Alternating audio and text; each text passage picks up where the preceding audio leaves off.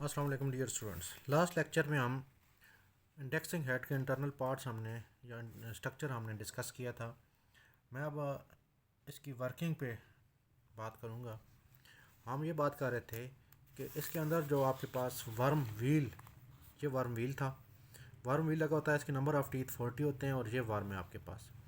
इसके रोटेट करने से ये रोटेट होता है, यानी कि इसको एक चक्कर देंगे अगर आप, पूरा प्लंजर को एक चक्कर दें तो ये एक चक्कर लेगा, प्लंजर को एक चक्कर दें तो ये एक चक्कर लेगा और यहाँ से ये एक दंदाना इधर ट्रेवल करेगा।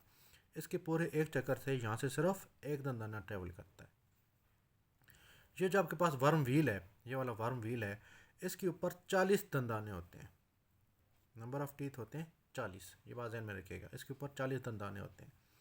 तो इस वर्म व्हील को पूरा घुमाने के लिए आप इस वर्म को 40 चक्कर देंगे, क्योंकि एक चक्कर में सिर्फ एक दंदाना आगे जाएगा। 2 चक्कर लगाएंगे तो 2 दंदाने आपके पास आगे ट्रेवल कर जाएंगे। 3 चक्कर लगाएंगे तो 3 दंदाने ट्रेवल कर देंगे।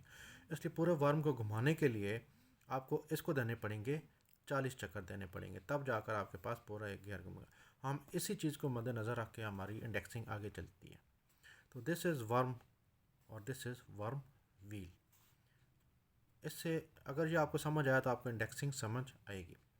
अब इंडेक्सिंग हेड में एक चक्कर ये होता है कि इन दोनों को आप आपस में कनेक्ट भी कर सकते हैं और इन दोनों को आपस में डिसकनेक्ट भी कर सकते हैं। इसलिए जो भी इंडेक्सिंग कर रहे हो तो आपको ये पता होना चाहिए कि आप इन दोनों को आपने इसमें कनेक्ट रखना है या आप इन दोनों को आपस में डिसकनेक्ट रखना है। कनेक्ट होने से तो मैंने आपको बता दिया क्या होता है कि जब इसको एक वर्म को आप एक चक्कर देंगे तो ये भी एक दंदाना सिर्फ आगे ट्रेवल करता है जब ये कनेक्ट होंगे। जब ये डिसकनेक्ट हों, यानी कि वर्म और वर्म व्हील आपस में डिसकनेक्ट हों, तो इसको एक चक्कर देने से, अब ये इसके साथ कनेक्ट नहीं है माइंडेड, तो इसको जब आप वर्म व्हील को वर्म को एक चक्कर देंगे, जब प्लंजर को एक चक्कर देंगे तो वर्म भी एक चक्कर लगाएगा और जा भी पूरा आपके पास 360 डिग्री पर रोटेट करेगा। मैं फिर रिपीट करता हूँ, सारी बात गौर से सुने। जब ये दोनों आपस में डिसकनेक्ट हैं तो प्लंजर को एक चक्कर देंगे तो वर्म एक चक्कर लगाएगा और वर्म एक चक्कर लगाएगा तो जॉब ही पूरा आपके पास 360 डिग्री तक रोटेट कर जाएगा।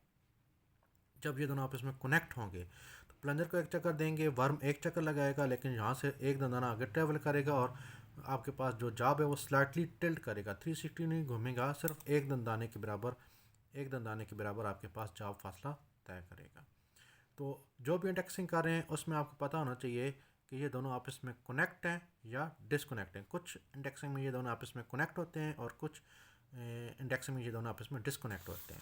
अगर मैं आपको सारा थोड़ा सा रिवाइज़ कराऊँ तो वो सारा ये आपके पास है जी। प्लंजर, इंडेक्सिंग प्लेट्स यहाँ पर भी मौजूद है और ये भी लगी हुई है और ये भी लगी हुई है। प्लंजर की ये नोक आपके पास इन होल्स के अंदर आती है। इस प्लंजर को घुमाने से आपके पास ये वर्म घूमता है। वर्म के घूमने से आपके पास वर्म व्हील घूमता है। ये उस सूरत में जब ये दोनों आपस में कनेक्ट हों। इसमें ये जो इंडेक्सिंग हेड है इसके बिल्कुल अपोजिट साइड पर कैम एक्टिंग बुश लगा होता है। नाम मैं फिर रिपीट कर रहा हूँ, cam acting bush. Cam acting bush आपके पास हाफ सर्कल फॉर्म में होता है।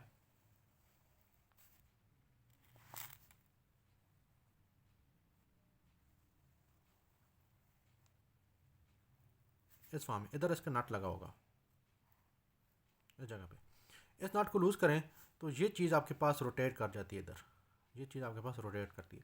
जब इधर नट है तो ये दोनों फ़र्क करें आपस में, ये दोनों आपस में कनेक्ट हैं।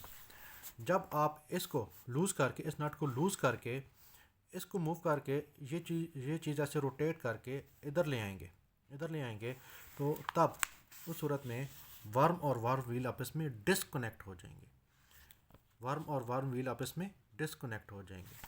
और इसको जब वापस आप इसी ओरिजिनल पोजीशन पर वापस लेकर आएंगे तो वर्म और वर्म व्हील आपस में कनेक्ट हो जाएंगे। तो इंडेक्सिंग में हमें पता होना चाहिए हम कौन सी इंडेक्सिंग कर रहे हैं और उसमें क्या वर्म और वर्म व्हील आपस में कनेक्ट हैं या डिसकनेक्ट हैं। आई होप आपको चीज़ें समझ आ गई होंगी। नहीं समझ आई तो फिर मुझे बताइएगा, मैं एक और वीडियो भी बना दूंगा इसी पे। लेकिन ये चीज़ें बेसिक है, ये समझना लाजमी है। ये समझेंगे तो आपको इंडेक्सिंग के तरीके समझ आएंगे। Thank you ji.